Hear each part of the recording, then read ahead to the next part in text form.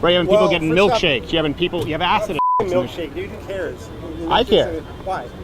Because I don't know if there's acid in that milkshake. It's a salt. It's battery. Okay. Well, I would never encourage. Okay.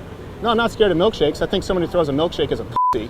But I do have a problem with someone invading someone's personal space. Time for the latest installment of Change My Mind, where we rationalize our positions on controversial topics. Full interviews, unedited, with regular people in their full context. This week, we decided to revisit the topic of hate speech, given that it's the recent controversy du jour. Where's the line between freedom of speech and who decides this is hate speech? This past week, we made a change in how we handle hate speech. We have many, many different reviewers. They will do a review. Again, there are lots of different videos produced by Stephen Crowder. He's been a long time YouTuber. We need better frameworks around what is hate speech, what's not. But hate speech, that's what it is. It's hate speech. The problem is that hate speech is not so clearly defined, least of all by big tech. So we decided to take to the Google offices in Austin to get some answers. The whole day ended up being surprisingly civil and productive. Seems common ground is easy to find on this topic. So before we move on, how do you define hate speech, if at all, and should any speech be regulated? Comment below. Oh, hey, look, here's someone who actually works for Google. You're welcome to change my mind, though, if you disagree. I'd actually like to know why you think it. Well, it's because it's not a real thing. It's legally not a recognized term. If you're saying it's not legally a crime. Yes, hate speech is not a real thing. Now, if we can talk about what people consider maybe offensive speech, but what do you think hate speech is, I guess? How would you define it? Because you seem surprised that I say it's not real. Well, I didn't understand your point. You're saying, well, like legally it's not a crime, so I get that. Yeah, well, I'm saying people use the term hate speech a lot. It doesn't exist. Criminal thing, yeah. Or even just as anything that hate speech it's not a real thing. It's a term that's used that people think of some kind of a carve out with the First Amendment or the ability to speak freely. Hate speech is not a qualifier. It's not a real thing. I agree. Yeah. Do you think that speech can be harmful? Sure. Okay. Yeah, I think. Speech can be offensive. Yeah. And I think sometimes maybe people misuse that term. Well, they use it to just say speech is harmful as opposed to speaking harmfully is illegal. Right. Yeah. It's not. Right. Right. No, that's the issue. But a lot of people think that either it is or that it should be. Do you think that it should be? No. At any levels? No. Not outside of the current constitutional parameters that we have on the freedom of speech. Would you like to sit down and talk about it? It would just be 5 minutes if you'd like to. Sure. That'd be great. Thank you so much. Hold on, we'll check. Yeah, I have 5 minutes. All right. Thank you very much. Felicia? Felicia. Okay. I appreciate it. We already kind of... Oh, well, sorry. I wasn't... I'm joking. I wasn't stalking you. I saw it right there. It didn't require a lot of Columbo work. No, we kind of, you obviously already understand my position that it's not a real thing, but you sound surprised when you ask me if I think it should be enforceable or legislated. No, I don't. It seems that you maybe do. So I look at it this way. There's, for example, I'll give you a good example. Alcohol. Drinking alcohol is legal. Sure. But it is illegal to drink alcohol to the point where you can harm yourself or harm others. Sure. Another example is seatbelts. You have to be required to wear seatbelts because not wearing them could be harmful to others. So I see hate speech in that same category, but the hard part is where I'm not 100% sold on that it should be illegal to have hate speech is there's no clear line where you can say, okay, once you've crossed this point, now you've done something wrong. I would say that right now there is a clear line, and we have the First Amendment, and the only exceptions would be issues that are already crimes. For example, physical threats of violence or committing slander, right? So people often use this example, you can't yell fire in a crowded theater. Well, sure you can, if there's a fire. What you can't do is lie that causes actual physical harm. That's already a crime. Right. So, but again, the Supreme Court has affirmed that those are completely separate issues because those are already criminal acts regardless of speech. There is no differentiation between offensive speech and hate speech. So if you would think that it needs to be taken further than where it currently is with the First Amendment, I guess what would you qualify as harmful speech? And that's the hard part to define. What is that point where you cross the line for this topic of hate speech? Because you're right, it's defined already, legally defined. But if you were going to add something onto it, how would you add it? And if I it's not legal. It's only legally defined, and the Supreme Court said it's not a thing. Oh, right. I'm Yeah, saying yeah. the examples you gave have already been outlined. Those would be examples of, Yeah. of slander or Correct. of direct threat Where to freedom of bodily speech harm. kind of has its boundaries. Right. But if I were to come up with an example, it's just a hard one. It's essentially when people say things that can kind of gather the masses to do something that's harmful. For instance, if a very popular figure were to say, "Oh, this person, I don't like this guy. You know what? You should go out and kill him." Well, that's a crime. So that's already defined as a crime. That's a crime, yeah, because it's an actionable offense. You are calling people to a violent action against somebody. Okay, you give me an example of hate speech that isn't a crime that people want to be defined as a crime? Because that's really all I think should Offensive be. terms. Oh, like So, for example, the N-word? Right. People want that to be illegal? Well, things like different people have different definitions. So offensive slurs. So people have. The reason I ask is because there have been people who've said, "Well, speech that is harmful," and they haven't used examples like you. I would respect that. Someone saying, "Hey, kill this person," or even someone saying, "Hey, I want you to throw a milkshake on his head." Yeah. That's a crime, right? We Yeah. both agree that because then if someone does it, they followed your instruction. But people have given me examples like othering minorities or speaking in a way that's offensive. No. Give you an example, saying shouldn't be legal. you should kill Felicia because she's black. Let's assume there's a racist, right? That's obviously wrong. But someone who's a racist saying, I don't like Felicia because she's black, I think that's horrible. I disagree with him, but he does have the right to say it. I agree with that. I don't think that should be illegal at all. Okay. It's just someone's opinion. It's Right. not causing anyone any harm. So I see what your definition is now. It's just someone's opinion. Right. Because it seems to me that what you believe is not permissible in the realm of speech is basically what we already have, laws preventing actual crimes from Correct. happening. So it sounds to me like in talking about this, you wouldn't want any addendums, any additional speech Not at all. to be banned. As far as just simply calling someone either a name or having an opinion about someone or something, no. No matter how offensive. No matter how offensive. Yeah. Okay. I agree completely. Thanks so much. We found some common. Thank you, problem. Felicia. Appreciate it. Thank you for sitting down. Hey, how's it going? Common ground. The day was shaping up nicely. Then Kiefer Sutherland from Lost Boys showed up.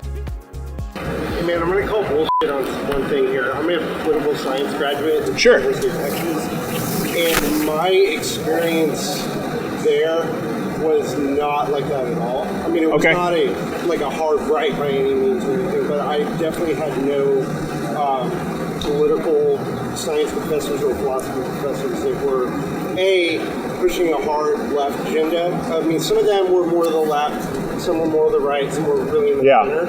But never once did I ever have any professor encourage any kind of behavior such as that.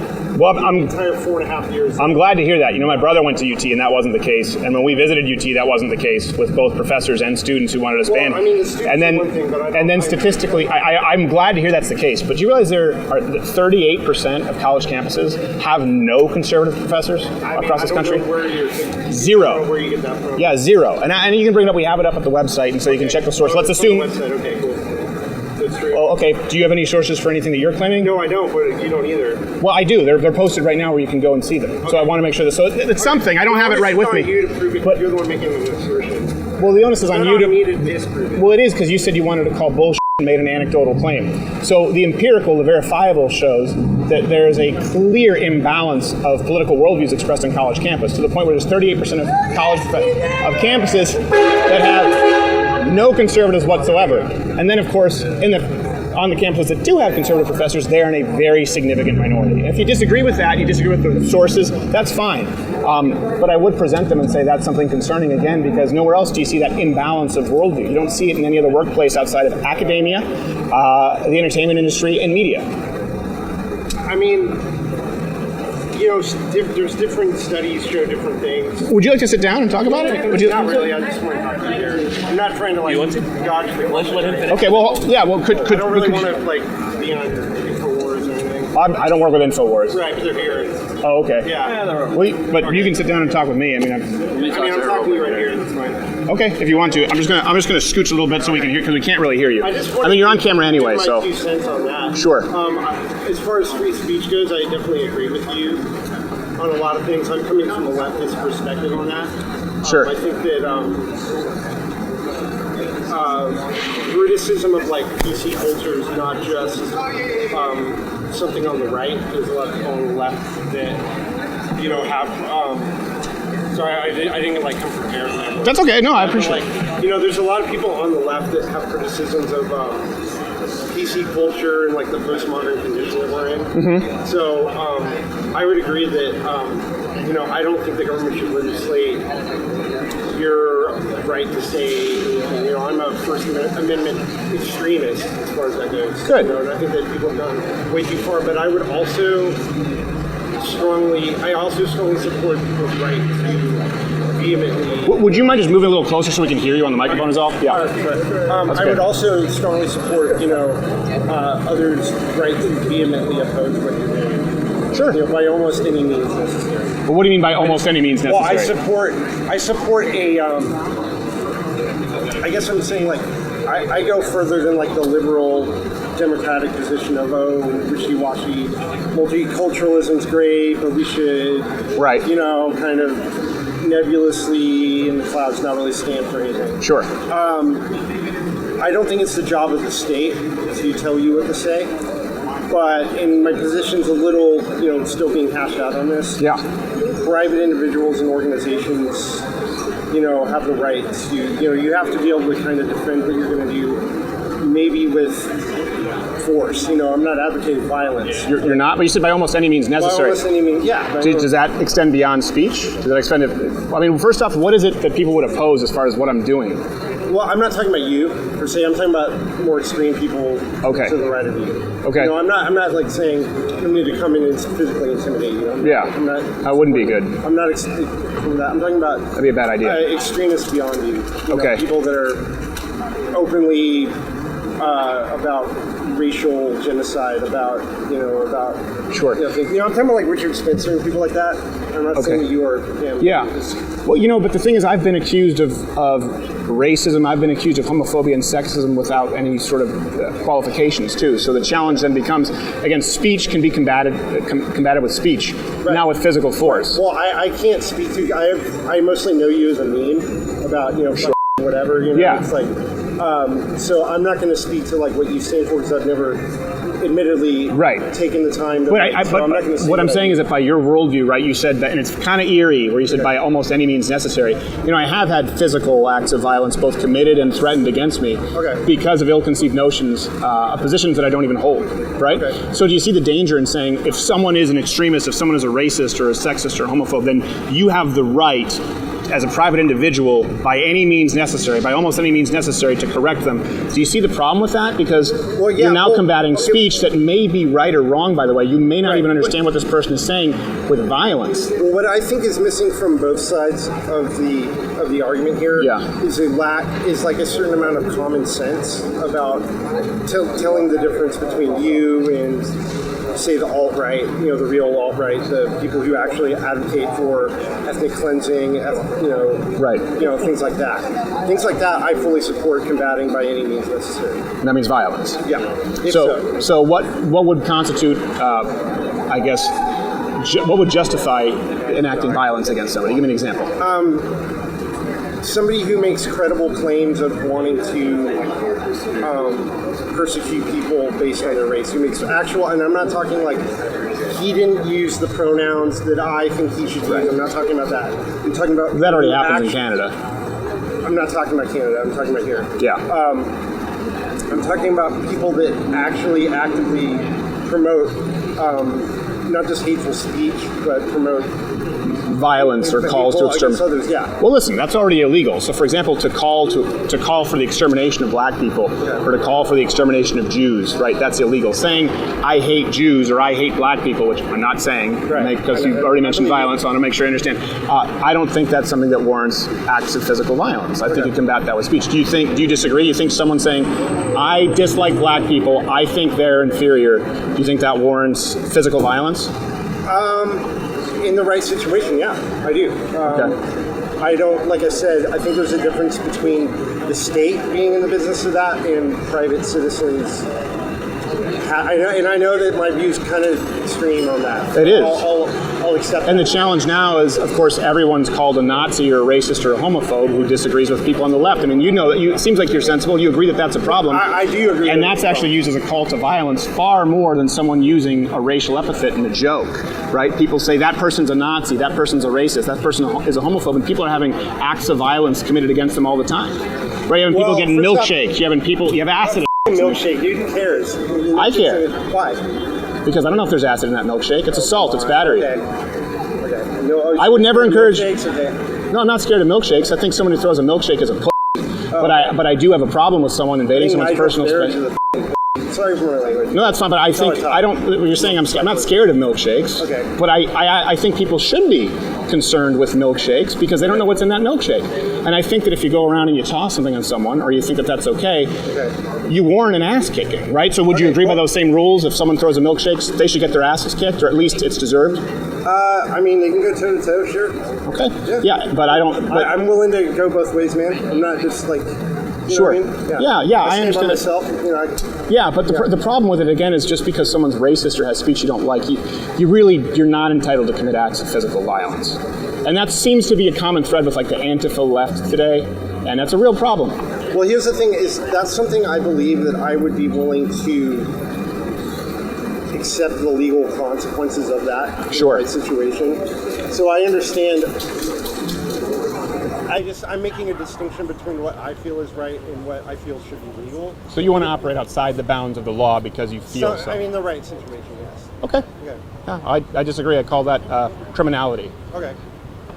So, but I would agree with your right to say whatever you want to say, regardless of how offensive. All right. Now, if you were to call someone to an action of violence, for example, call someone to whether it's milkshake or assault or punch or stab somebody, yeah, I would report you. Okay. Because that already is a crime. So I think it's still remarkably consistent. You can say something that's super offensive, don't care, as bad as you want, but committing an act of violence or calling someone an act of violence, that's a real problem. And I don't think that plays a role in today's political discourse. But I appreciate your intellectual consistency on it. Okay. I really do. I think the lady behind you wanted to say something. Yeah, absolutely. Thank you, man. I appreciate it. Thank you for talking. Even though we disagree. Thank you, man. Okay, started off hostile, but didn't end half badly. Thanks, Kiefer. Now, for the first time ever, given the current topic, I wanted to bring in my half-Asian lawyer, Bill Richmond, to try his hand. What's going on, man? Bill, nice to meet you. Edwin. I go by Nazar Games on the internet. Okay.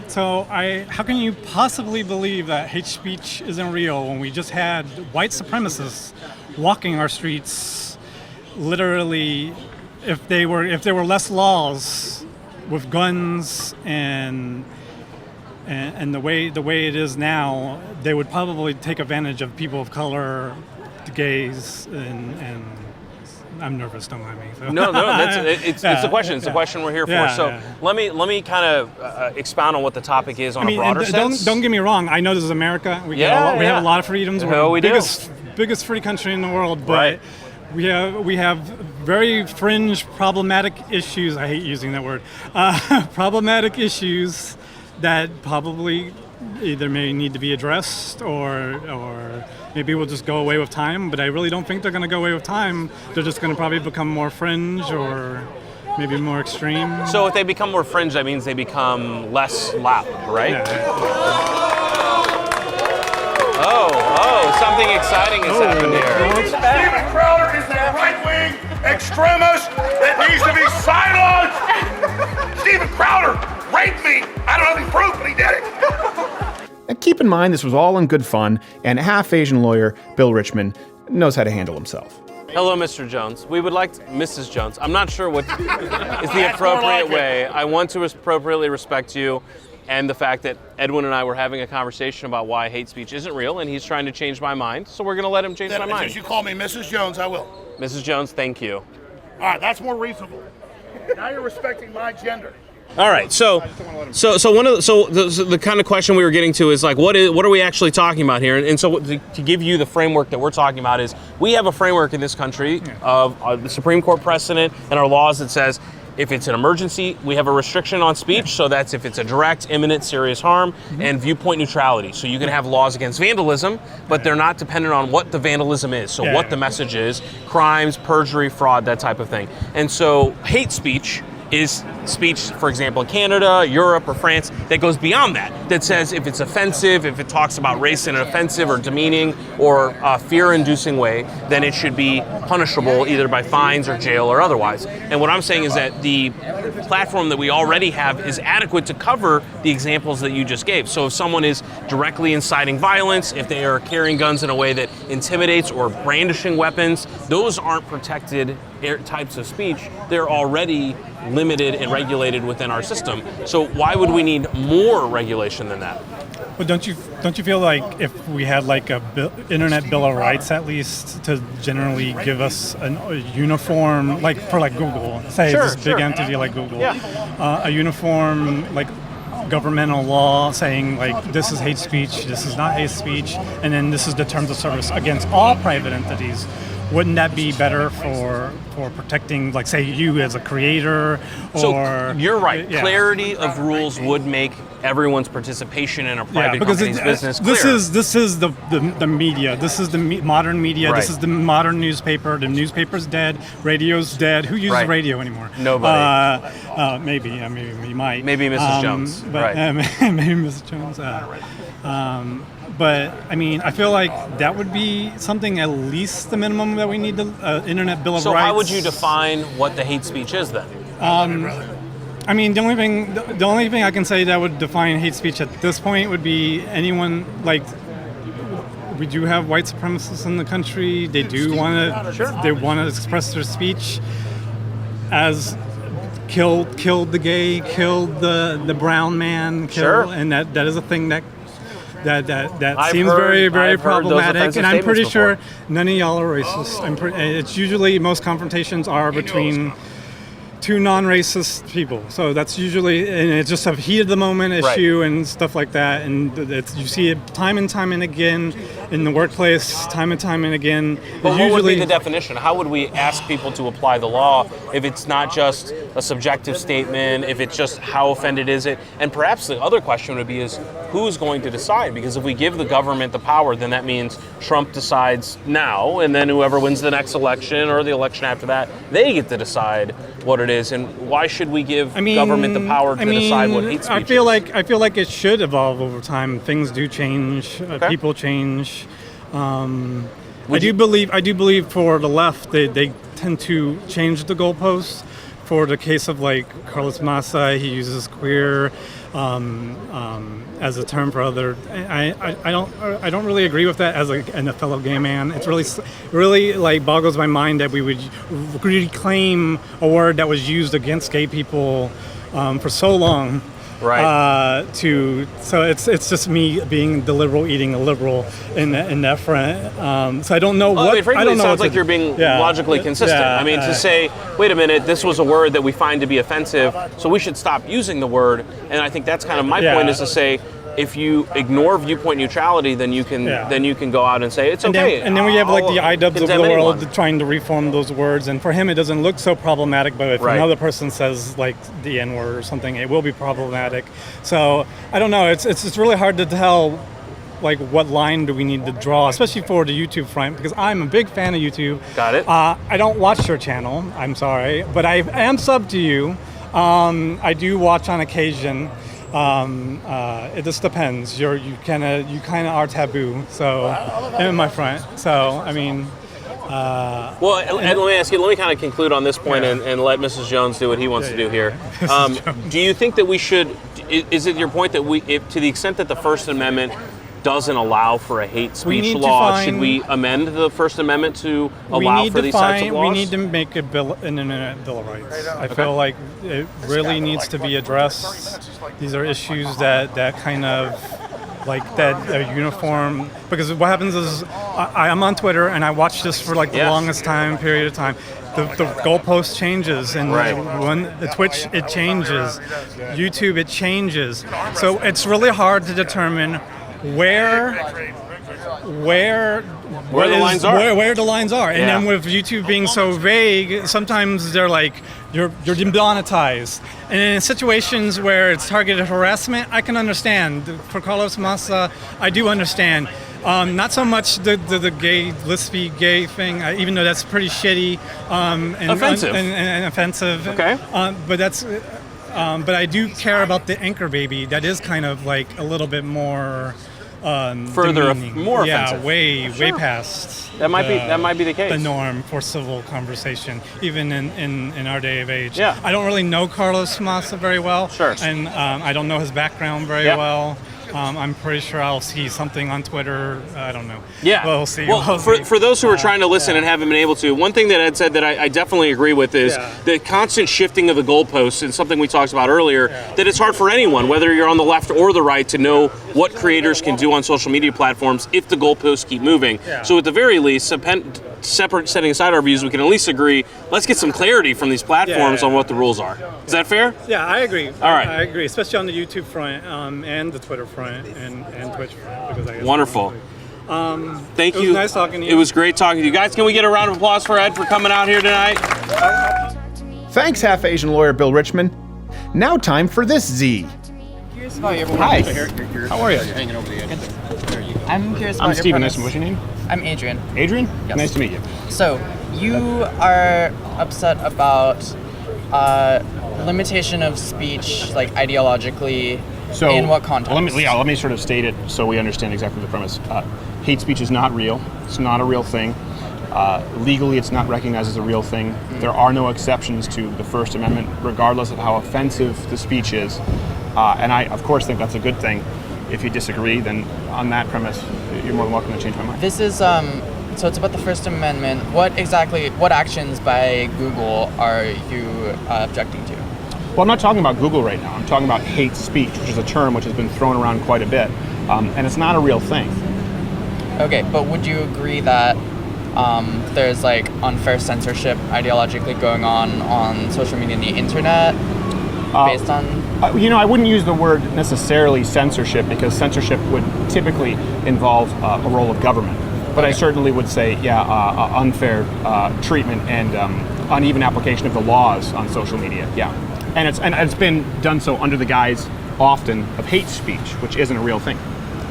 But, so you're framing it with the First Amendment thing, but what you're directly... I feel like I'm a little confused here. What you're directly objecting to is, I'm assuming, on public forums on the internet, essentially. No, not necessarily. I mean, we can talk about that. We can definitely talk about that. I think that what's used as kind of a fulcrum for that is the idea that we're adapting our guidelines to include more expansive, examples of hate speech is what they would say. It's very, very vague. It's very hard to navigate those rules. So before we get to that, there is the United States law, which freedom of speech is absolute. There are no exceptions. There are no exceptions for hate speech. And so then the onus is on perhaps you or people at Google if they say, well, we're going to change our rules to include more hate speech, even though we know there haven't been violations of guidelines, then the onus is on them to define what hate speech is. Whoever says hate speech is a thing, the onus is on you to define what hate speech is, because it's not. So you feel it's irresponsible for corporations that dictate public forums to use legal terminology like hate speech, and it's like de facto censorship? Well, I'm not saying it's de facto censorship at that point, but using the term hate speech, saying we're going to create new guidelines based around hate speech and it's not defined, I think that's a problem because it's not a real thing. It just seems a little abstracted to me. Like, what if they just called it something different? They just said, like, things we don't like aren't allowed on our platform. I would have no problem with that.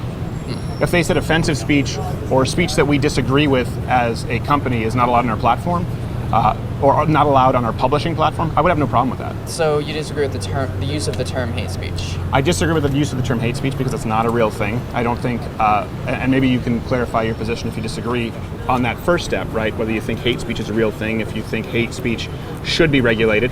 And then as it relates to Google, YouTube, listen, they enjoy the legal protection of platforms right now, and that they're not liable for things that are posted on their platforms. And that's because they're seen as an open forum and open town square. Now the difference between that and, let's say, for example, my website, or the difference between that and, let's say, the New York Times website is they are a publisher, right? Not everyone can write for the New York Times. The New York Times is clear about that. So they don't enjoy the protections of not being liable for what they write.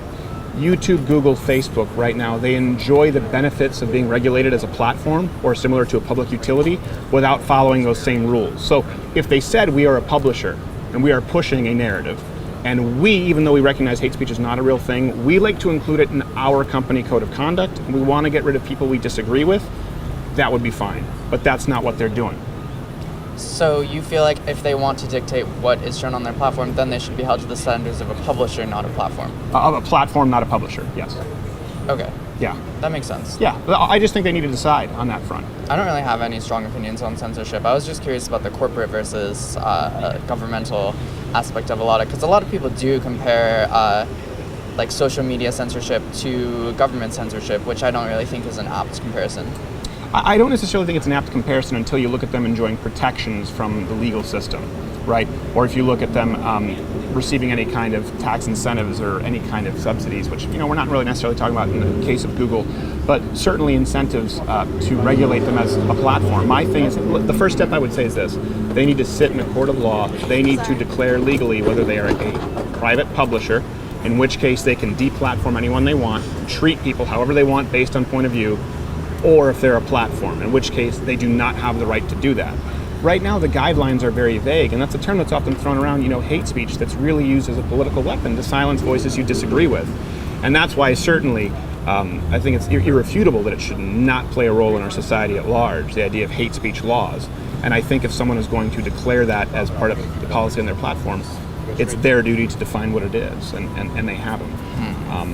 Is there anything there with which you disagree? That makes sense. No? I wasn't sure about your premise because I was confused by the location in front of the Google office. Yes. Well, obviously recently I was the subject of some controversy where they completely demonetized the channel, and even though they acknowledged that I didn't violate any guidelines, but someone complained from Vox. And as a result, there have been hundreds of channels where people have made a living and obviously employ many people that have been completely removed from an ability to continue to create content and make their living on YouTube. And that's a problem. That's a problem when people don't understand the rules. It's a problem when YouTube's removing people because in some cases it's not even a point of view. In some cases it's just because of historical channels that have covered World War II and the Nazis when YouTube isn't clear about what the guidelines are. That's a problem to me when there's a cozy relationship between government and big tech and they're receiving benefits without the equal responsibility. So then would you say that we need more direct government intervention into large corporations to improve quality of life of citizens? I think the first step is them deciding what they are, a publisher or a platform, and it hasn't been answered yet. And if they are a platform, we don't necessarily need new regulations. What we just need is for them to follow the regulations already in the books for public utilities and platforms. And if they say we're publishers, well then we just have the ability to enforce the regulations that are in the books for them being a publisher, meaning they can be held liable for everything that's published on their platform. So we don't really need new regulations. We have those categories already. It's just that YouTube benefits from one category while then implementing the rules of a different category. Yeah, I don't doubt that. Those tech companies are very sleazy. Yes, they are, yeah. So that's really just where I line up, which I hope makes sense and has been consistent. That makes more sense. Okay. Well, thank you very much. Thank you for sitting down. I appreciate it. Thank you. Thanks, Z. Great conversations all around today. But as always, you can't please everybody. Hi. My name's Jonathan. Jonathan, hi. Hey. Hey, Jonathan. So, I've actually watched a few of your, or I guess probably close enough. I watched a few of your videos. Yeah. And I think you're very entertaining. Okay. I haven't done much research on this topic. Okay. But I'm sure you've done a lot. So, can we spend the first few minutes of you educating me on your stance? Well, no, let me make it really pretty simple. So Sure. It's just about stating something in the affirmative, and then if you feel passionately enough that my mind needs to be changed, that's Right. why you're sitting in the chair, right? Well, actually, okay. If not, then you shouldn't be sitting there. Well, But I don't, was that the assumption that everyone brings, that they will succeed in changing your mind? Well, the attempt to. But it could also be they're trying to learn your position. Well, no, change my mind as you change my mind. I'm not here to change your mind. No, but what if I'm trying to learn your position? So, yeah, let me be really clear Okay. here. Hate speech is not a thing. It's not real. What do we define to be hate? To be hate speech? Yeah. We're talking about hate speech. What Yeah. do you define to be hate speech? No, but you're making a statement here. Yeah. Well, it's not a real thing. It's legally not recognized. So, but as something. what's not the real thing? The Supreme Court has affirmed several times that there is no carve-out for anything called hate speech in the United States. Okay. So any speech, no matter how offensive, no matter how hateful in its rhetoric, it's not identified as hate speech. It's protected under the First Amendment. Okay, so I'm actually not here to disagree with you on your premise. Sure. I'm here to just make a critique. Sure. Of the presentation style. Okay. So I've heard it argued many times and very convincingly that it would be a slippery slope for the government to regulate a subset of speech that people find to be offensive as hate speech. Right. Okay, so here's a clear example. Suppose that we have different standards for what we consider to be hateful, as I think you just described in a previous conversation. Sure. And some people say, well, this subset of like semantic usage I find to be offensive, and someone says, I disagree. Who should be the arbiter between those two sets, and who should decide what the punishment should be? Yeah. So obviously, to make a disparaging remark... Or do you want to continue, or do you want me to answer You can I thought answer that was that. next. Yeah. No one. No one, right. So actually, I agree with you. But here's the critique that I hope you can address. I think there's things that we find in society to be hurtful, and obviously not unanimously, and maybe even actually just a minority of people, but still quite a few people.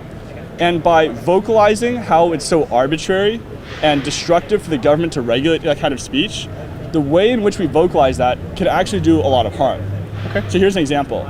Suppose that I were to use a racial slur against Asian minorities. And then I say, well, technically, the way we interpret that slur and the way we process that is pretty subjective. Moreover, if we allow the government to define this subset of slurs as so heinous that we can punish it by law, then we actually face an issue because they're the ones doing the defining, and then they can arbitrarily increase what falls into that category in a way that's harmful to society. I agree. But suppose I also go on YouTube and I say, these people are extremely stupid in advocating for the government to hold this position. There's a way in which that's insensitive to people. Advocating for the government to hold what position? The position that we should regulate this subset of speech as hateful.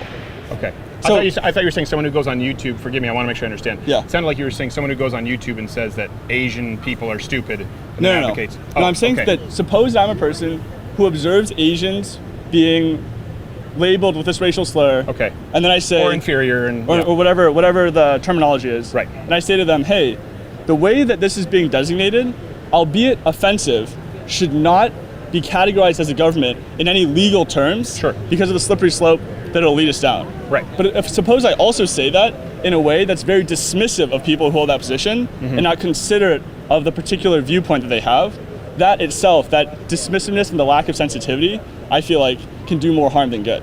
Okay. So I think there's a more nuanced position to be held, which is saying, as I'm saying now, I think the government regulation has a lot of flaws, and therefore I agree with you that the government shouldn't regulate in the way that you're describing.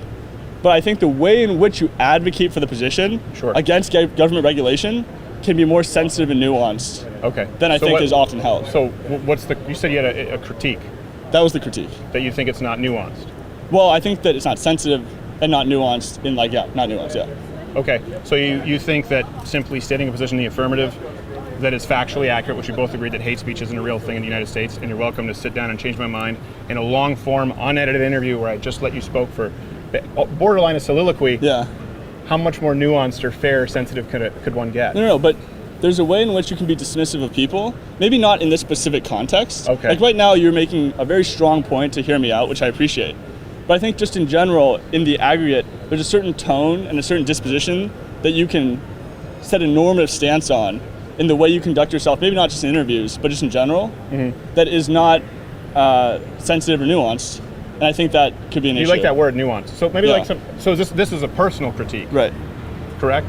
Well, no, actually, I think you're pretty funny. And I actually like watching your videos. But I think generally, like, people who agree with what you say, and also I think occasionally you can be more callous than is called for. Okay. And so maybe, like in this particular case, you're being very kind. Yeah. But there's a general callousness that can pop up here and there, which I think does more harm than good. Like what? And what well, I don't watch that many of your videos. Oh, okay. Yeah. Well, then maybe that's why you think I'm funny. You haven't seen enough of it. Could be. Yeah, you should talk with my wife. She'll tell you it's not the case. Well, I appreciate you sitting down, but I can't really address any critique that sounds to be somewhat personal based on me being callous if you haven't watched the content and can't give me any examples. So okay, so here's actually I apologize. Wait, here's why that's not a full rebuttal, because it's not a rebuttal. All I'm saying is I can't address it. If you were to say you can actually. You can address it because there are other people who've brought up to you that they don't like the way in which you demean certain groups. Right, yeah, I don't And so care. they call you callous. So I don't actually have to make that argument myself. It's already being made. And I'm just saying there may be some validity to that. What they're calling for... That's an appeal to popularity fallacy. It doesn't mean No, right. it's not. What you said is... No, if some people say that what I've said is offensive, right, that doesn't mean that what I say is offensive. No, actually, I'm not saying what you're saying is offensive. What you just said is you're being too vague in addressing the critique, and you should watch more of my content. my response is there are people who have watched your content and they brought up, maybe not in that exact term, that they find you to be callous. Yeah. And their response, which I think could be too drastic, might be, we should outlaw this, we should ban you, we should take sort of drastic action. I'm not saying that that's a valid response for the exact reason that you've specified earlier in earlier videos. Yeah. What I'm saying is that there's a certain sensitivity that you can have in addressing your critique of people who want to like make it illegal to say certain things that we call hate speech. Right. And that sensitivity would be nice, or not nice, actually, it's too big of a word. It might win you more. Actually, no, that's not true, because people like the fact that you're more callous. I think, okay, let me rephrase it this way. It sets a normative stance about being callous, which I don't think is a good thing. Right. Yeah. So we want comedy to be sensitive. Well, I think in your case, there's a way in which, no, actually, I don't know if I call this a critique of comedy, because there's a way in which critiquing people in general and actually making it so that you can't critique people, making them protected, is actually a disservice to them, because we say they're actually too much of a victim for us to address them in the way we address others. So I'm not saying that. I am saying, though, when we make a critique of the legal system, even though it involves comedy, we might do more harm than good by the callousness with which we do it. Well, I wasn't critiquing the legal system. No, but if I brought that up, you would have. So, and in the past we were talking about, first off, when we were talking about the legal system, I was talking about hate speech as it defined. The only way it's ever been addressed is that it's not an actual thing. Right, so, but then you were telling me you came out up to issue a personal critique, which, by the way, listen, you may think the comedy is callous on a late night show. That's your right to think so, and it's right for anyone else to think so. Right. I don't really know why that matters. Well, so here's actually, I'm just because and I do think it's important. I just talked about this earlier. Sure. You're not super familiar with my content. Not super, yeah. Right. So what you're experiencing right now, would you say this has been respectful? Yeah. Which has been nuanced, sensitive? Yeah. Okay. This is how we do all of the Change My Minds. This is how we do all of the segments that are long-form debates with people who come onto the program, right? Context does determine your behavior. It doesn't determine your values. But for example, me telling a joke at a late night comedy club, which I do, is going to be a different kind of behavior than me, for example, having someone in my program to debate. Right. It's going to be different, right, contextually, than how I'll behave with someone like you who's given me the courtesy of sitting down. So, again, if we say, well, hold on a second, this is okay what we're doing now, but in the context of comedy, it needs to be more nuanced, it needs to be more sensitive. That's fine, and that's a perfectly valid personal critique to have. I just don't agree with it. Okay, so I think... So yeah, I think... Okay, go ahead, but I just don't think we're going to agree. I don't think that comedy needs to be sensitive or nuanced. So... I think it needs to be funny. That's my only qualifier for comedy. I think there's... So actually, the reason I bring this up is not because I think in general comedy should be sensitive and nuanced. I think it's just when we advocate for a lack of government regulation, there's a way in which we can do it that normalizes certain callous behavior and thinking, which is just not a good thing. So you've said specifically that in these sort of long-form conversations you're very sensitive, which I agree with. You've also said that there's certain, I guess, like, concerns and priorities we should have when we think of comedy, which is it funny, not is it nuanced or sensitive?